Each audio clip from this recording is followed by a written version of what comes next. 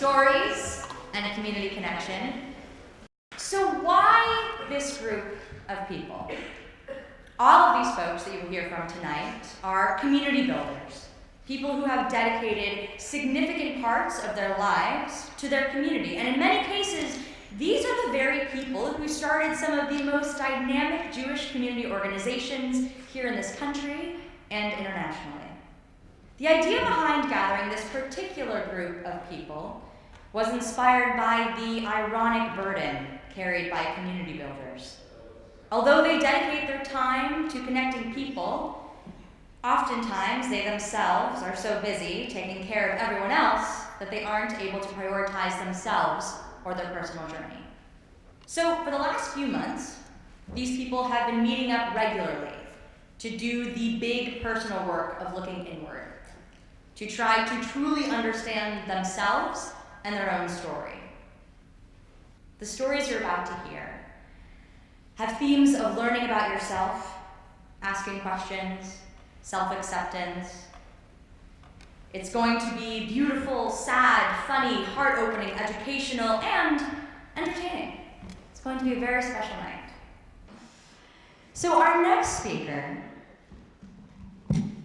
is the co-founder of 30 Years After, an organization dedicated to giving visibility and voice to Iranian American Jews in American political, civic, and Jewish life. Awarded as one of the Jewish Week's 36 under 36, today she serves as the legislative aide to legislator Ellen Birnbaum. So what drives someone to dedicate their lives to such things as these? Sure, we are a culmination of our life experiences, but sometimes those experiences can span generations and continents. Please join me in welcoming our next speaker to the stage, Josephine Mairzadeh.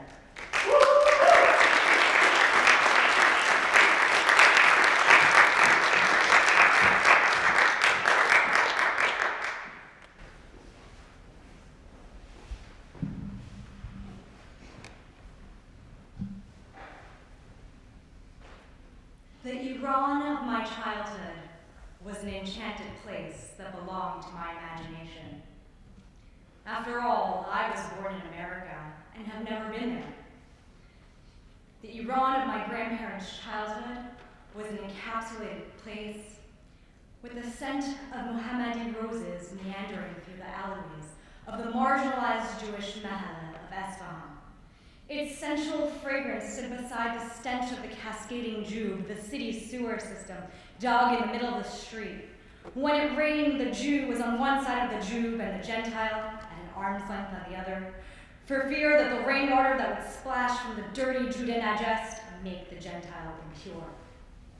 But let's not forget my grandfather's expected encounters with Gentiles, having been beaten after class, or my grandmother's being pulled out of school for fear that they would be kidnapped and sold as a child bride for being Jewish and too beautiful. There was no one to help them given their minority dhimmi status. They lacked security and weren't allowed to represent themselves in office. The Iran of my parents' childhood had a sound of age-old songs accompanied by the flute, tombak, and daryeh, with miniskirts flaring as the young girls of the family danced in picnics in Shamal. But let's not forget their neighbor in the posh neighborhood of Tehran's Jordan, who wore a black cloak chador and cleaned her telephone with rubbing alcohol after a Jewish woman, my mother, once used it to make an emergency call. This place was the land that gave my ancestors refuge 2,700 years ago, when King Cyrus the Great, Shah-e-Shahan, wrote the Declaration of Human Rights and emancipated the Jews, who after the destruction of the First Temple in Jerusalem, were being captive in Babylon. I'm the child of first-generation Iranian American Jews who sought refuge in the United States during the Revolution in 1979. My family left everything they had behind to escape the escalating turmoil during the fall of the Shah and the emergence of the Ayatollah Khomeini's extremist regime.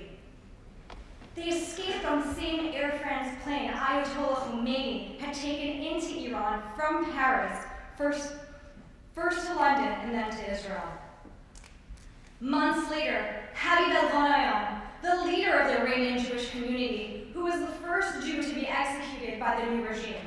His trial, where he was accused of being a Zionist spy, lasted 20 minutes. In the midst of his shadow, the Jews feared their security and took measures to flee Iran with smugglers through the border. In my family's quest to immigrate to the United States, my grandparents went to the Israeli embassy, but President Jimmy Carter closed the doors for Iranians seeking asylum. During a brisk walk one evening near Israel's seaside city of Yaffo, my grandparents told my mother, "Baba, you see this bag that I'm holding in my hand? All our wealth is in it, $700 worth." Finally, heading to America with one suitcase in hand, it became apparent that their only valuables were their unwavering faith, 2,700-year-old culture, and the glossed over memories they now harbor in the safety of our insular Iranian Jewish community. Although America gifted them with their uncompromised freedom, I can never comprehend what it means not to have it otherwise. I grappled with the idea of what a revolution was and what it meant to my family as Jews. Even so, there was always the silver lining of hope that we would one day visit our ancestral home. In the first grade, my mother enrolled me in a Farsi language school on Saturdays, the Jewish Day of Rest. The program was run by the Iranian embassy and had visible ties to the same regime they fled. I was one of a handful of Jews who wore a mandatory headscarf and hid my religion. Although the headscarf had become a symbol of oppression, it was my twisted way of identifying with my Iranian heritage. I was playing dress-up and connecting to what lived in my imagination. My grandfather had taught me that Muslims and Jews are cousins and we should always respect and value one another's self-worth. My childhood best friend, Tara, she was Muslim. Our mothers would take turns carpooling us to Persian school, but my mother was always late. One day, after arriving to school earlier than usual, the sound of chanting caught me off guard. I hesitantly approached the gym doors, stood by the doors and tiptoed and peeked inward. My entire school had congregated in a series of rows, collectively prostrating. Although it struck me as odd, I didn't make anything of it. Nearly 20 years later, it dawned on me. My mother was purposely taking me to school late to miss the morning prayers. I was my teacher's star student. The principal asked my mother if I could be recognized in a periodical that circulated in Iran. She politely declined, and not long after pulled me out of school for fear that her daughter was getting too much of the wrong attention. Her paranoia associated with the Iranian government and its direct ties to anti-Semitism had become ingrained in her DNA. For her and many others in our community, it is still feared that any kind of politically inclined activity could ultimately jeopardize one's safety and security, even to the point of giving up their right to vote. I have different plans. No one can take away what inherently belongs to me in this country that was founded on the very principle of democracy.